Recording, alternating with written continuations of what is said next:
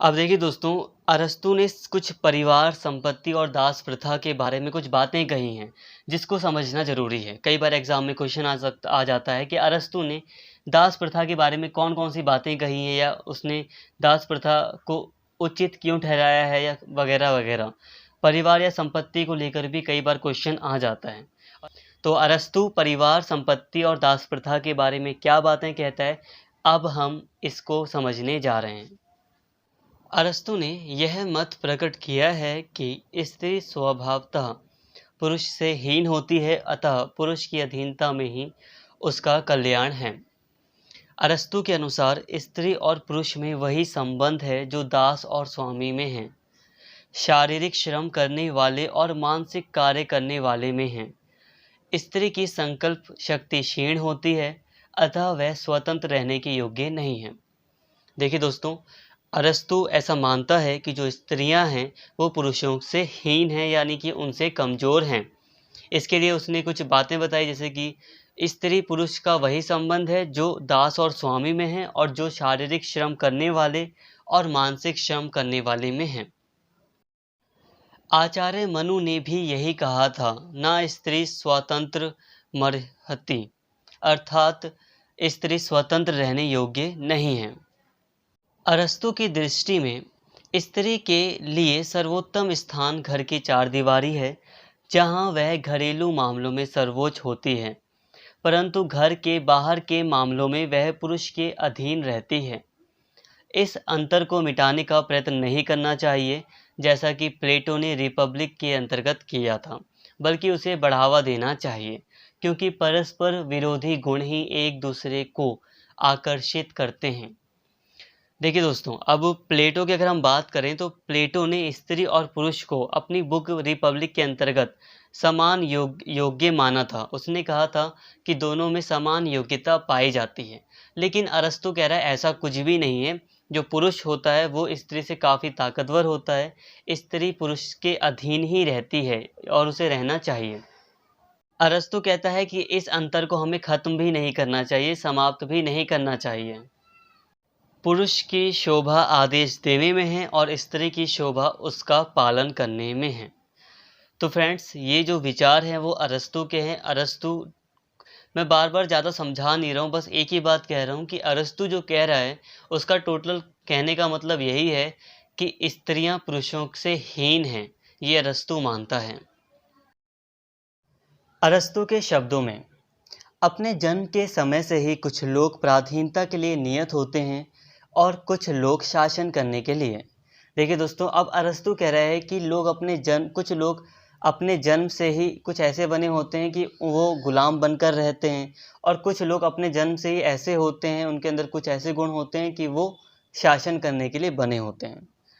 जो मेधावी और दूरदर्शी हैं, मतलब पढ़े लिखे काफ़ी इंटेलिजेंट हैं, उन्हें प्रकृति ने स्वामी बनाया है, और जो केवल शारीरिक श्रम कर सकते हैं उन्हें प्रकृति ने दास बनाया है।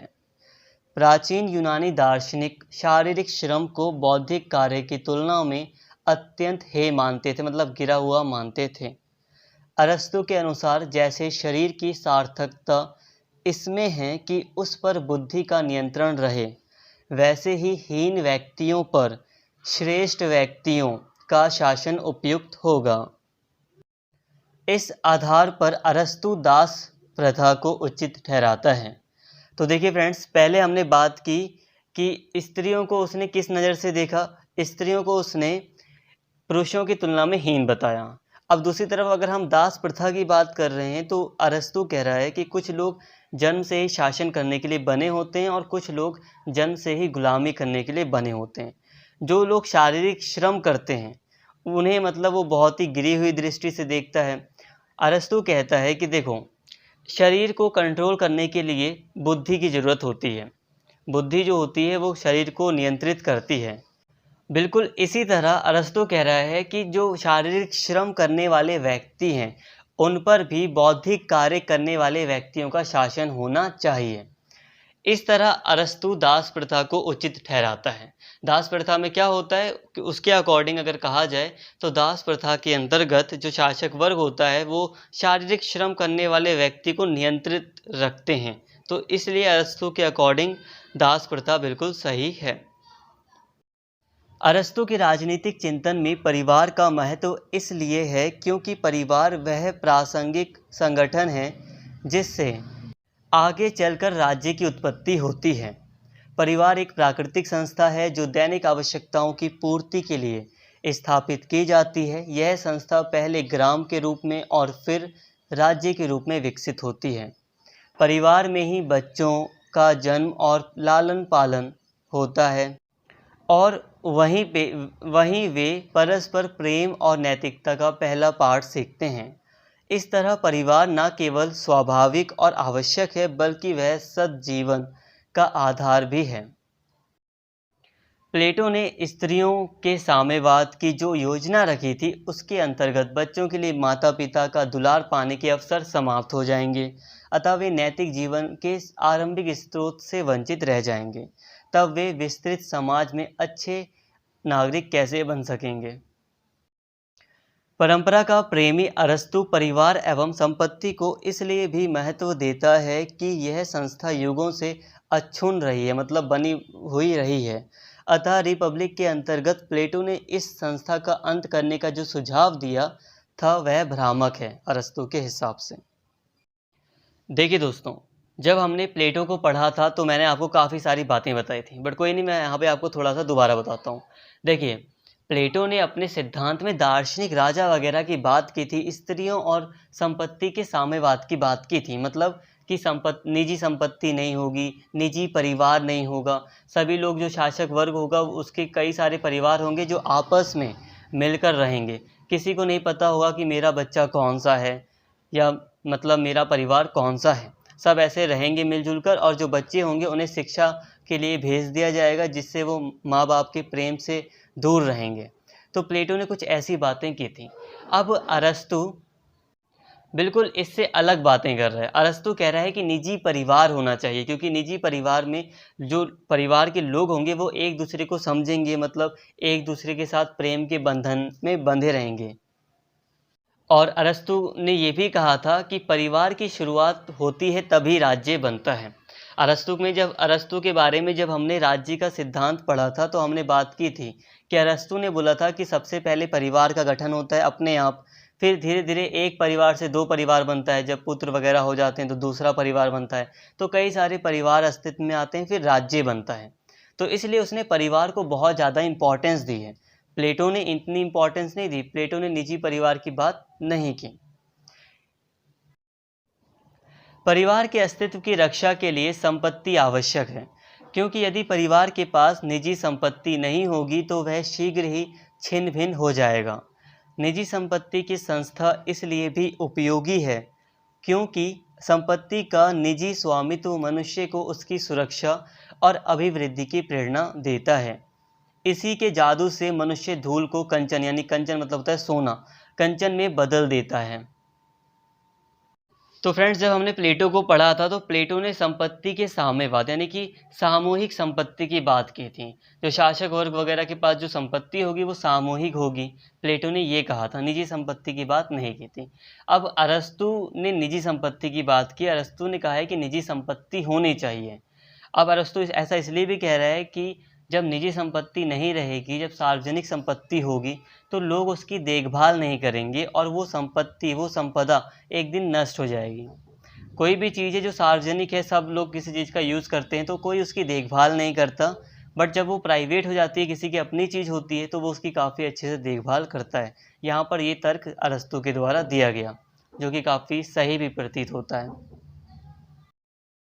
अरस्तु निजी संपत्ति का समर्थन करते हुए यह आशा करता है कि इसके स्वामी इसे केवल स्वार्थ पूर्ति का साधन नहीं समझेंगे, बल्कि इसे सबके उपयोग के लिए सुलभ बनाकर सहृदयता और उदारता का परिचय देंगे। अब यहाँ पर अरस्तु ये भी कह रहा है कि निजी संपत्ति तो रहेगी ठीक है, बट वो ये उम्मीद कर रहा है कि निजी संपत्ति के अंतर्गत भी जो स्वामी होगा संपत्ति का, वो अपनी संपत्ति को दूसरे के लिए भी थोड़ा सा देगा कि दूसरा व्यक्ति भी उसकी संपत्ति थोड़ी यूज़ कर सके। अतः अरस्तु संपत्ति को भी सद्जीवन का साधन मानता है और उसकी पवित्रता में विश्वास करता है। वह प्लेटो की तरह परिवार और निजी संपत्ति को राजनीतिक कार्य में बाधक नहीं मानता बल्कि सहायक मानता है। अब प्लेटो ने सार्वजनिक संपत्ति और सार्वजनिक परिवार की बात इसलिए की थी क्योंकि प्लेटो को लग रहा था इससे राजनीति पर अफेक्ट होता है, इफेक्ट पड़ता है। उसने सोचा कि जब जब निजी संपत्ति होती है, निजी परिवार होता है, तो शासक वर्ग या और जो लोग होते हैं वो सिर्फ अपने बारे में सोचते हैं, जिससे देश नहीं चल पाता है। बट अरस्तू कह रहा है, अरस्तू का मानना है कि परिवार और निजी जो संपत्ति होती है वो राजनीतिक कार्य में बाधक नहीं बनेगी। अरस्तू के अनुसार संपत्ति दो तरह की होती है, निर्जीव संपत्ति और सजीव संपत्ति, जिसमें दास आते हैं। सजीव संपत्ति में दास आते हैं। पालतू पशु भी दास ही हैं, क्योंकि जो परिवार मनुष्यों को दास के रूप में नहीं रख सकता वह पशुओं से शारीरिक श्रम कराता है।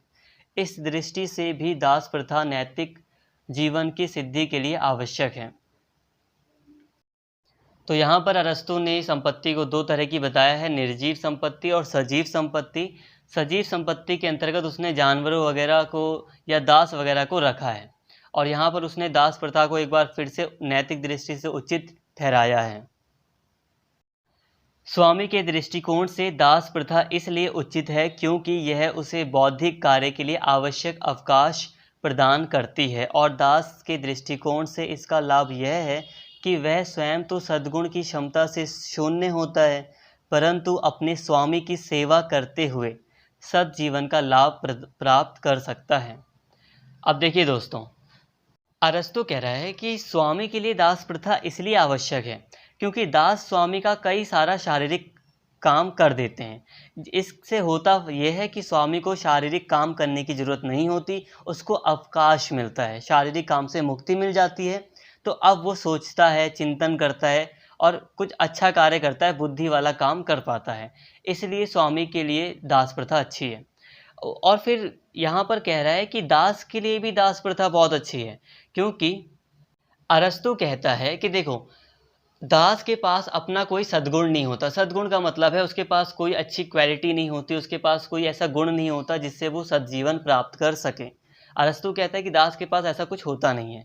तो अब दास स्वामी की सेवा करके, दास के पास तो कुछ नहीं है, पर दास स्वामी की सेवा करके स्वामी का जो सद्जीवन है उससे थोड़ा सा लाभ प्राप्त कर सकता है। तो यहाँ पर दास प्रथा को उचित ठहराया जा रहा है अरस्तू के द्वारा। अरस्तू कह रहा है स्वामी के लिए भी दास प्रथा अच्छी है और दास के लिए भी दास प्रथा अच्छी है, दोनों संतुष्ट हैं, ये अरस्तू कह रहा है। तो फ्रेंड्स, यहाँ पर हमने परिवार को देख लिया, अरस्तू का क्या विचार था परिवार को लेकर, संपत्ति को लेकर, स्त्री को लेकर और दास प्रथा को लेकर अरस्तू ने जो भी बातें बताई वो सारी की सारी बातें हमने अभी तक पूरी तरह समझ ली हैं। बट हाँ, अगर हम थोड़ा सा निष्कर्ष देखें तो हम निष्कर्ष यूँ कह सकते हैं कि अरस्तू ने जो बातें की थी स्त्री को लेकर वो पूरी तरह गलत है। आज के टाइम पर उसकी बात बिल्कुल ही निरर्थक है, उसकी बात का बिल्कुल भी औचित्य आज के टाइम पर तो नहीं है। पहले की बात कुछ और होगी, उस टाइम पर जिस टाइम वो बोल रहा है, हो सकता है कि उस टाइम कुछ परिस्थितियाँ अलग हों, बट आज के टाइम पर तो उसके पूरे विचार जो हैं वो पूरी तरह बिल्कुल गलत हैं।